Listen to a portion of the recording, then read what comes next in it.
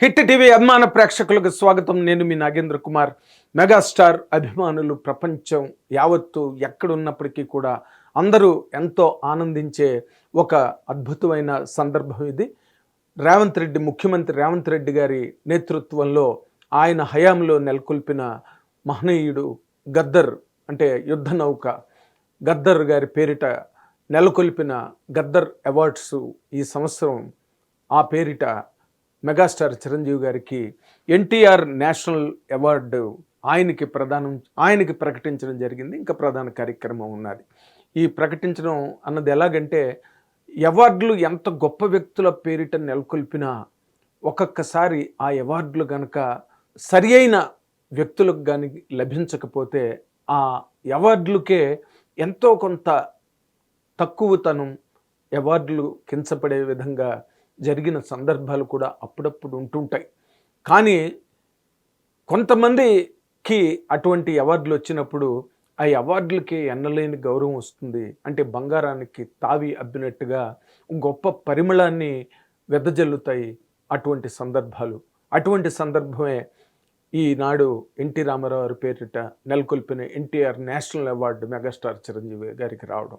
అయితే మెగాస్టార్ చిరంజీవి గారి జీవితాన్ని కనుక ఒక కేస్ స్టడీగా మనం కనుక పరిశీలిస్తే, ఎప్పుడో 1978లో ప్రాణం ఖరీదు సినిమాతో ప్రారంభించిన ఆయన చలనచిత్ర ప్రయాణం లేదా చలనచిత్ర సమరం ఆ రోజున 1978లో ప్రారంభమై మొన్నే లాస్ట్ మంతే చిరంజీవి గారు కూడా ట్వీట్ చేశారు. మొట్టమొదటిసారి ప్రాణం ఖరీదు సినిమాలో మొట్టమొదటి కెమెరా ముందుకు వచ్చిన ఈ రోజు అని చెప్పి తన అభిమానులతో తనని ప్రేమించి గుండెల్లో దాచుకున్న కోటాను కోట్ల అభిమానులతో ఆ ఆనందకరమైన సందర్భాన్ని ఆయన షేర్ చేసుకోవడం జరిగింది. అంటే 1978లో ప్రారంభమైన తర్వాత 1983లో ఖైదీ సినిమా వచ్చింది. అంతకుముందు చాలా మంచి మంచి సినిమాల్లో ఆయన యాక్ట్ చేయడం జరిగింది. చిరంజీవి గారు మంచి నటుడు, బ్రహ్మాండమైన హీరో అవుతాడు. అదే మురళీమోహన్ గారి మాటల్లో చెప్పాలంటే, ఆయన కృష్ణరాజు గారు ఇతను ఈ చిరంజీవి అనే ఈ నటుడు 100% గొప్ప విలన్గా రూపొందుతాడు రాబోయే రోజుల్లోనని కృష్ణరాజు గారు అంటే, మురళీమోహన్ గారు పక్కనే ఉంటే విలన్ ఏంటండి ఇండస్ట్రీకే మొగుడవుతాడని చెప్పి మురళీమోహన్ గారు అన్నట్టుగా మన రోజున కృష్ణరాజు గారు నేను ఇద్దరం కలిసి కూర్చొని మాట్లాడుకునేటప్పుడు రాజుగారు అన్నారు, కృష్ణరాజు గారు, మురళీమోహన్ రాబోయే రోజులు ఇతను మంచి విలన్గా బ్రహ్మాండమైన విలన్ అవుతాడయ్యా, ఆ కన్ను అది చూసావు ఎలా ఉందో, లుక్కు అదిను అన్నాడు. ఏం విలన్ సార్, ఆయన ఇండస్ట్రీకి మొగుడవుతాడు సార్, చూడండి కావాలంటే అన్నా. మనం ఆ రీల్స్ ఎన్నో చోట్ల చూస్తుంటాం. అండ్ మురళీమోహన్ గారు నాతో పర్సనల్గా కూడా ఆ విషయాన్ని ఆయన ఉటంకించడం జరిగింది. అయితే ఆ తర్వాత 83లో అంటే 2 సందర్భాలు నేను లోగడ కూడా ఏదో వీడియోలో చెప్పాను. 1983లోనే ఇండియన్ టీం మొట్టమొదటిసారి వరల్డ్ కప్, ప్రుడెన్షియల్ వరల్డ్ కప్ని గెలుచుకోవడం కపిల్ దేవ్ గారి నేతృత్వంలో. ఆయన జింబాబ్వేలో కొట్టిన 175 నాట్అవుట్ అండ్ ఫైనల్స్లో వెస్టిండీస్ లాంటి వరల్డ్ ఛాంపియన్స్ని బీట్అవుట్ చేసి వరల్డ్ కప్ని సంపాదించిన ఒక గొప్ప హిస్టారిక్ మూమెంట్ని ఇండియా విట్నెస్ చేసింది. అదే సంవత్సరం తెలుగు ఇండస్ట్రీ మరొక గొప్ప వరల్డ్ కప్ని చేజిక్కించుకుంది. ఆ వరల్డ్ కప్ పేరే మెగాస్టార్ చిరంజీవి.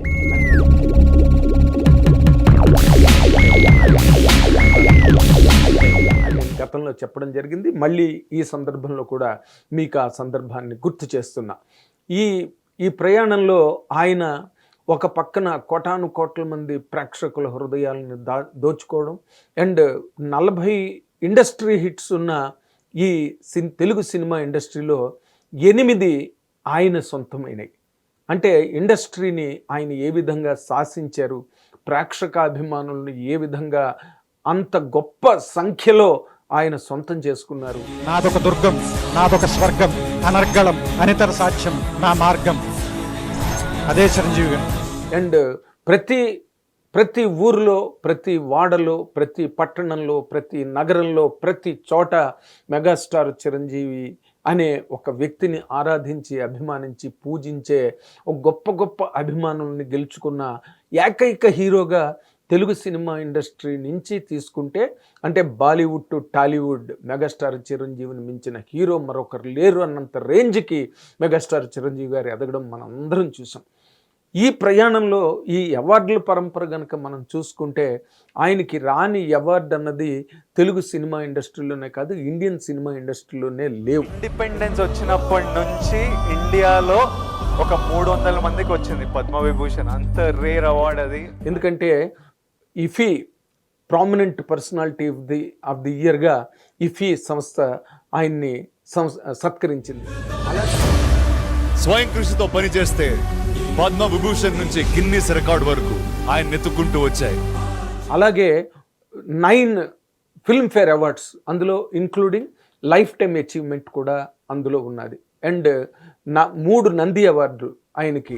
అండ్ రికార్డ్స్ నా పేరు ఉండడం కాదు, నా పేరు మీదే రికార్డ్స్ ఉంటాయి. అండ్ తర్వాత కనుక మనం చూసుకుంటే ఆయన అవార్డుల పరంపరలో కనుక మనం చూసుకుంటే రఘుపతి వెంకటరత్న నాయుడు గారి తాలూకా అవార్డు ఆయనకి లభించింది.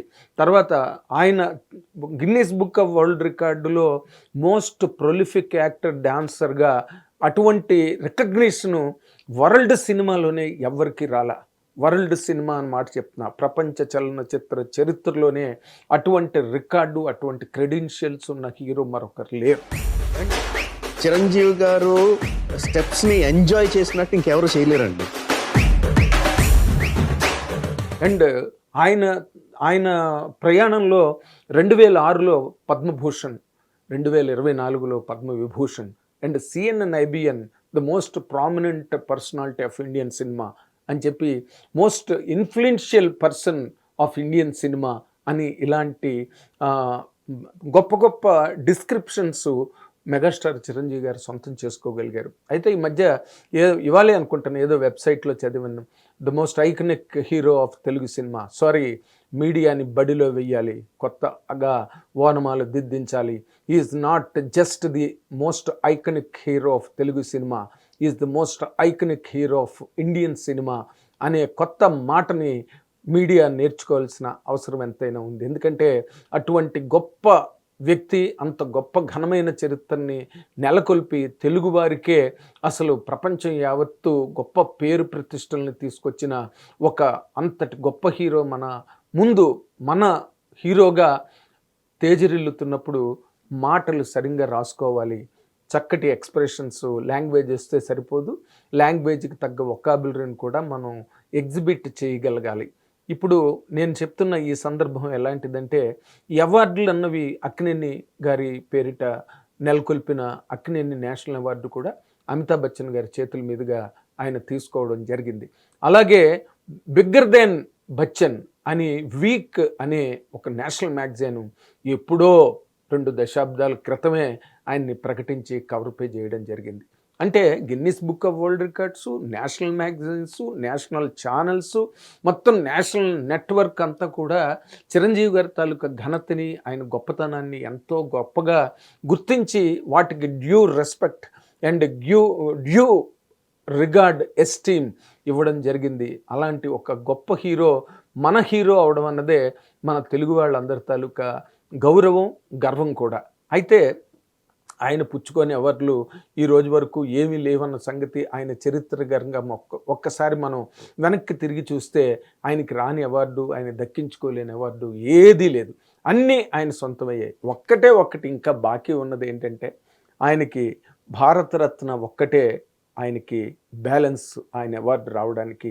ఆయనకి రావాల్సిన అవార్డు ఒకటి భారతరత్నాన్ని మరోసారి మీ అందరితో చెప్పడానికి నాకు చాలా ఆనందంగా ఉంది. ఎందుకంటే ఈ మధ్య రోజుల్లో భారతరత్న స్థాయికి ఎదగగలిగిన ఒక వ్యక్తి, ఒక నటుడు, ఒక సామాజిక సేవా దురంధరుడు మరొకరు లేరు. ఇండియన్ సినిమానే కాదు, వరల్డ్ సినిమాలోనే చూస్తే కనుక మనం ఏ హీరో, ఏ భాషా చిత్ర పరిశ్రమలోనైనా ఏ హీరోని చూసుకున్నా ఆయన ఓకే కొన్ని రికార్డులు, అంటే రికార్డ్స్ పరంగా కూడా చిరంజీవి గారి టాపెస్ట్ పర్సనాలిటీగా ఉంటూ, మరోవైపున ఆయన తన జీవితం కేవలం సినిమా పరిశ్రమ వరకే కాదు, సినిమా పరిశ్రమ ద్వారా సాధించే రికార్డుల వరకే కాదు, సినిమా చరిత్ర పరంగా సాధించే సంచలన విజయాలు, కనక వర్షాలే కాదు, వ్యక్తిగతంగా తన తాలూకా సమగ్రతని ఆయన పరిపూర్ణంగా చాటుకోవడం కోసం అని 1998 అక్టోబర్ 2 నాడు ఆయన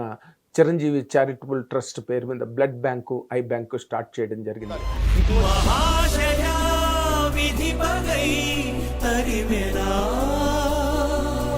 ఇటువంటి ఒక గొప్ప చర్య మరి వరల్డ్ సినిమాలోనే ఏ హీరో చేసిన సందర్భమే లేదు. అటువంటి ఉదాహరణే మరొకటి లేదు. ఆయన ఎవరినో చూసి లేకపోతే ఎవరో చేశారు కాబట్టి తాను చెయ్యాలన్న ఆలోచనతో చేసిన పని కాదు. ఆయన మనసులో పుట్టిన ఆలోచన, ఆయన మనసులో పుట్టిన సంకల్పమే ఎంతోమంది అంటే రక్తలేమితో ప్రాణాలు కోల్పోవలసిన వేలాది మందికి ఆయన ప్రాణభిక్ష పెట్టారు. అంటే అది కూడా ఆ charitable trust blood bank, charitable trust పేరుని నెలకొల్పిన blood bank and eye bank కూడా ఆయన సంపాదనతో మాత్రమే అటువంటి గొప్ప కార్యక్రమాన్ని నిర్వహించిన ఏకైక హీరోగా, ఏకైక మనస్విగా ఆయన గొప్ప పేరు ప్రఖ్యాతుల్ని ఈ సమాజ యవనిక పైన లిఖించగలిగారని చెప్పడానికి కూడా నాకు చాలా గర్వంగా ఉంది.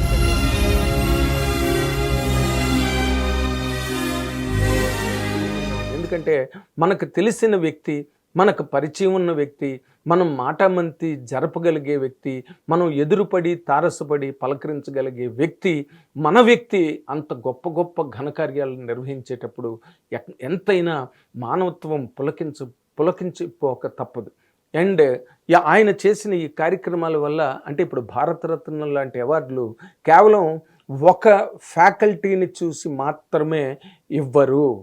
ఆయన తాలూకా సమగ్రమైన నిజ జీవిత స్వరూపం, ఆ విశాలత్వం ఎలా ఉంది ఏంటి. ఇప్పుడు for example Guinness book of world రికార్డ్స్లో ఆయన రికార్డ్ నెంబర్ ఆఫ్ స్టెప్స్ని వాళ్ళు దాన్ని గిన్నిస్ బుక్ ఆఫ్ వరల్డ్ రికార్డులో రికార్డ్ చేసి దాని మీద ఆయన్ని గుర్తించి, ఆయన గౌరవించి, ఆయన సన్మానించిన సందర్భంగా వాళ్ళ బ్లాగ్లో, Guinness book of world records బ్లాగ్లో ఏమని రాశారు, ఆయన గొప్ప మానవతావాది, మానవ సేవే మాధవ సేవ అని నమ్మి ఎంతో గొప్ప హ్యుమానిటేరియన్ అవుట్లుక్తో హ్యూమన్ సర్వీసెస్కి ఎంతో కాంట్రిబ్యూట్ చేసిన వ్యక్తి అని చెప్పి ఆయన గురించి ప్రత్యేకంగా వాళ్ళ బ్లాగులు రాయడం జరిగింది. అంటే ఒక సమగ్రమైన స్వరూపం. భారతరత్న అంటే ఏంటి? ఒక Indian personality, the best personality of Indian ఎరేనా అన్న ఒక కాన్సెప్ట్తో అటువంటి అవార్డులు ఇవ్వడం జరుగుతుంది. మనకు తెలిసి గత 40-50 సంవత్సరాల్లో చిరంజీవి గారు లాంటి ఒక మహోన్నతమైన వ్యక్తిత్వం, మహోన్నతమైన మనస్తత్వం ఉన్న మా కథానాయకులు కానీ లేక ఇంకో రకమైన సంఘ సంస్కర్తలు కానీ మనం చూడలేదు కూడా. కాబట్టి ఆయన భారతరత్నకి అన్ని అవార్డులు వచ్చేసాయి ఆయనకి. అండ్ పద్మభూషణ్, పద్మవిభూషణ్ కూడా వచ్చేసింది. నెక్స్ట్ ఆయనకి రావాల్సింది మిగిలింది ఒక్క భారతరత్న మాత్రమే. అలాంటి ఒక మహా వ్యక్తి, మహా కథానాయకుడుని కొంతమంది అంటే ఏదో చాలా చులకనగా తృణీకార భావంతో కొన్ని పిచ్చి పిచ్చి ట్వీట్లు కానీ లేకపోతే పిచ్చి పిచ్చిగా కామెంట్లు కానీ చేయడం జరుగుతుంటుంది. అలాంటి వాళ్ళు కూడా కొత్తగా ఆయన గురించి చదువుకోవాలి, కొత్తగా ఆయన గురించి నేర్చుకోవాలి, కొత్తగా ఆయన గురించి వాళ్ళని వాళ్ళు మలుచుకోవాలి అనేది నా విజ్ఞాపన, నా విన్నపం, నా వినతి, నా మనవి. అయితే చిరంజీవి గారు ఈ సందర్భంగా నేను ఇందాక చెప్పినట్టుగా ఈ అవార్డులన్నీ ఆయనకి చాలా సర్వసామాన్యం అయిపోయి, ఇంకా ఏ అవార్డు ఇవ్వడానికైనా మెగాస్టార్ చిరంజీవి గారి కన్నా పెద్ద వ్యక్తి ఎవరు?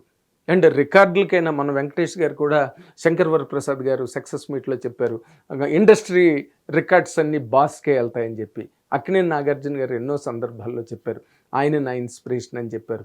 మొత్తం ఇండస్ట్రీ పరంగా చూసుకున్నా కూడా, తెలుగు సినిమా ఇండస్ట్రీ పరంగా చూసుకున్నా కూడా ఎంతోమంది అంటే 75% ఆఫ్ ది ఇండస్ట్రీ చిరంజీవి గారి ఇన్స్పిరేషన్తో సినిమా ఇండస్ట్రీలోకి అడుగుపెట్టి వాళ్ళ స్థాయిలో వాళ్ళ క్రాఫ్ట్స్లో చాలా గొప్పగా రాణించిన సందర్భాలు, వాళ్ళు మళ్ళీ వచ్చి తిరిగి మాకు మా ఐకన్ మెగాస్టార్ చిరంజీవి గారు అని చెప్పడం అన్నది మనం చూడడం అన్నది మన ఆనవాయితీగా మారిపోయింది, మన దినసరి రివాజుగా కూడా మారిపోయింది. కాబట్టి అటువంటి ఒక మెగాస్టార్ చిరంజీవి గారికి ఇన్ని అవార్డులతో పాటు ఆ భారతరత్న కూడా రావాలని మనం ఆశించడంలో ఏమాత్రం తప్పు లేదు, సరికదా, మన హక్కు కూడా అని చెప్పి తెలియజేస్తున్నా. Thank you very much. Hit TV app, ఇందులో short news, live news, entertainment shows, movies, digital magazines తో పాటు మీ జిల్లా వార్తలను కూడా ఫ్రీగా చూడొచ్చు.